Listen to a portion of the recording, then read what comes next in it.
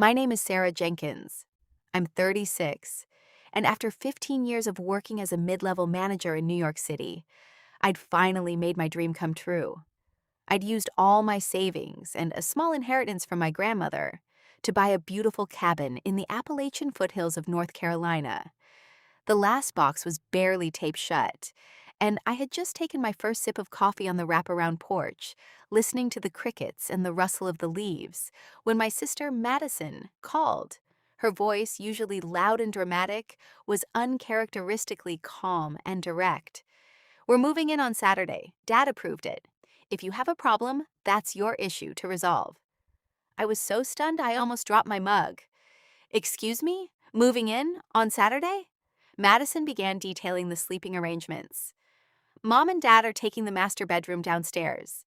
I'll take the larger room upstairs, and I can have the small room at the back until I find something more suitable. Dad already started the paperwork." My hands started to shake, but a strange, unyielding calm settled over me. Years of dealing with their controlling behavior. Years of being the dutiful daughter who always prioritized their needs over mine had finally reached its boiling point. But instead of the familiar hot wave of anger and tears, I felt a cool, calculating stillness. "What time are you arriving on Saturday?" I asked, my voice surprisingly steady. 10 o'clock, she answered, a smirk evident in her tone. "We'll see you then." The line went dead, and my first instinct was to call my real estate agent, who was also my attorney, Liam Fitzgerald. I didn't cry. I didn't scream. I smiled. That very evening, I took photos of the deed, the closing statement, and the change of ownership papers I'd kept meticulous records of. I also set up 4 security cameras around the property. Before sunrise, a locksmith I'd paid a premium to come out had replaced every exterior lock on the cabin. At 9:45 on Saturday morning, a moving truck rounded the final turn of my winding driveway. At 9:50, 2 uniformed sheriff's deputies pulled in right behind it, responding to my non-emergency call about a potential property dispute. At exactly 10 o'clock, my family's sedan turned onto my property, the moving truck right behind them, fully expecting to be welcomed with open arms. They had no idea I was already waiting for them with a document that had nothing to do with their plans. The North Carolina humidity was already rising as my family stepped out of their sedan. My sister Madison was leading the way, holding a clipboard like she was a general commanding a battlefield. Behind her, my father, Robert, looked stern, while my mother, Janice, was fussing over a cooler in the back seat. Madison marched right up to the porch, flanked by the 2 movers who were waiting for instructions. She grabbed the brass handle of the front door and rattled it. When it didn't budge, she glared at me through the screen. "Sarah, why is the door locked? Tell these guys where to put the couch. They're charging us $60 an hour." I didn't step outside. I stood right behind the locked screen door, flanked by Deputies Miller and Vance, who were waiting quietly in the shadows of the entryway. "You don't have permission to enter this property, Madison," I said, my voice echoing clearly across the porch. "I sent all 3 of you a certified email and a text notice 48 hours ago." My father pushed past her, his eyes narrowing as he finally spotted the uniforms behind me. "Sarah, stop this ridiculous drama right now. Open this door. We sold our condo in Charlotte because you bought a house that's entirely too large for a single woman. We are consolidating our family assets." "Consolidating?" I let out a dry, short laugh. "You mean taking over, just like you did with my college savings, and just like you did when you made me co-sign Madison's 3rd failed boutique." "That is family business, Sarah," my mother chimed in, her voice shrill. "We raised you. You owe us a roof over our heads." What they didn't know was what Liam Fitzgerald, my attorney, had discovered on the public county registry the day before. Madison hadn't just packed her clothes. 6 weeks before I even closed on this cabin, she had registered a business license under the name Appalachian Solitude Retreats, LLC.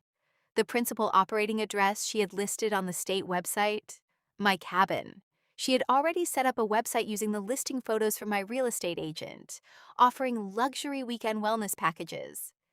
Liam had found that she had already collected over $18,000 in deposits from unsuspecting tourists for the upcoming summer months. They weren't just moving in to live with me.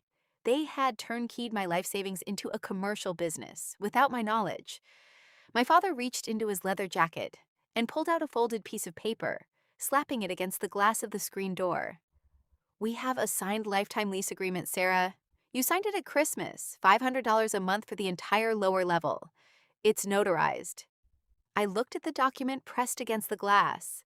The signature at the bottom was a clumsy, traced imitation of my handwriting.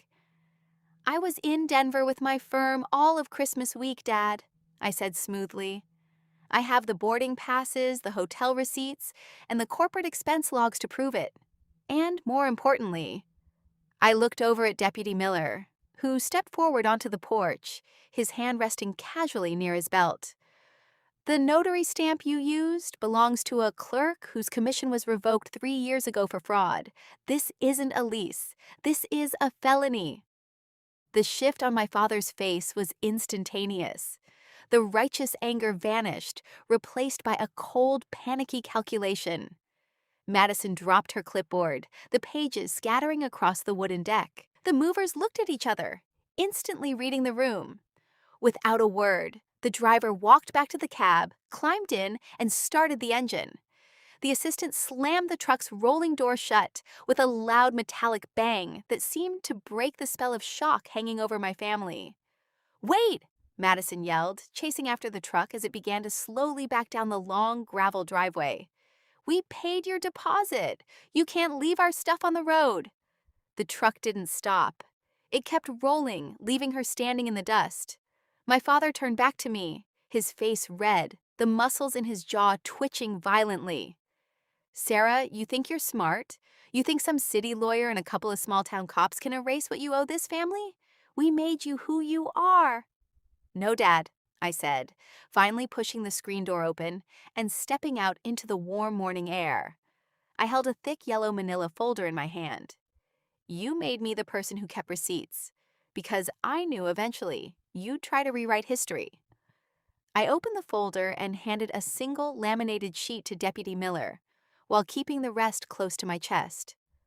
"Over the last 8 years, I have wired exactly $92,000 to your accounts to cover your credit card debts, your mortgage shortfalls, and Madison's legal fees from her last business default," I said, looking directly into my mother's wide, terrified eyes.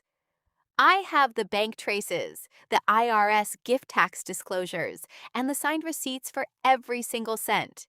You didn't build this cabin. My 15 years of 70-hour work weeks built it." Deputy Vance looked over the business registry printouts Liam had pulled. "Ma'am," he said, turning his attention to Madison, who was walking back up the steps, her boots covered in gravel dust. "Are you the registered agent for Appalachian Solitude Retreats, LLC? It's a family partnership," she stammered, looking at our father for protection. But Robert Jenkins was staring at the floorboards, completely drained of his usual authority. "Well, right now, your partnership is sitting on an active identity fraud report," Deputy Vance continued, his voice echoing with absolute finality. "Your sister has filed an official affidavit stating she never authorized this corporate listing or signed that credit guarantee. The state attorney's office takes bank fraud very seriously." My mother sank into one of the wicker porch chairs, burying her face in her hands. "Sarah, please, we don't have anywhere to go. We gave notice on the Charlotte condo.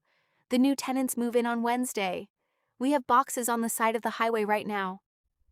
I looked at her, and for the first time in my life, I didn't feel that suffocating weight of daughterly guilt. I didn't feel the need to fix the mess they had completely manufactured for themselves.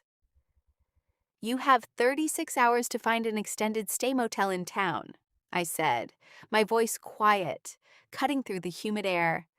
"And Madison, you have exactly 48 hours to return every single dollar of that $18,000 deposit you took from those tourists. Because if Liam Fitzgerald checks that public registry on Monday morning and sees my address still attached to your fraudulent LLC, the deputies won't just be standing on the porch next time." My father didn't say another word. He turned around, grabbed my mother by the arm, and walked down the steps toward their sedan. Madison lingered for a second, glaring at me with pure venom, before spitting on the gravel and following them. I watched their car back down the driveway, disappearing behind the thick grove of pine trees until the sound of their engine completely faded away. The silence of the woods returned, deeper and sweeter than before.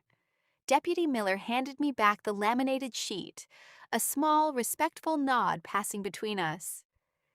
"You handled that well, Ms. Jenkins. Keep those cameras running. We'll keep an extra eye on this road for the next few weeks." "Thank you, officer," I replied. After they pulled away, I went back inside, closed the heavy timber door, and locked it. The sound of the deadbolt clicking into place felt like the final period at the end of a very long, painful chapter. I walked over to the kitchen island, picked up my coffee mug, and sat down on the floor right next to my unpacked boxes. The coffee was completely cold, but as I looked out the massive glass windows at the sun breaking through the Appalachian trees, it was the best thing I had ever tasted. I was finally home, and the walls around me belonged entirely to me.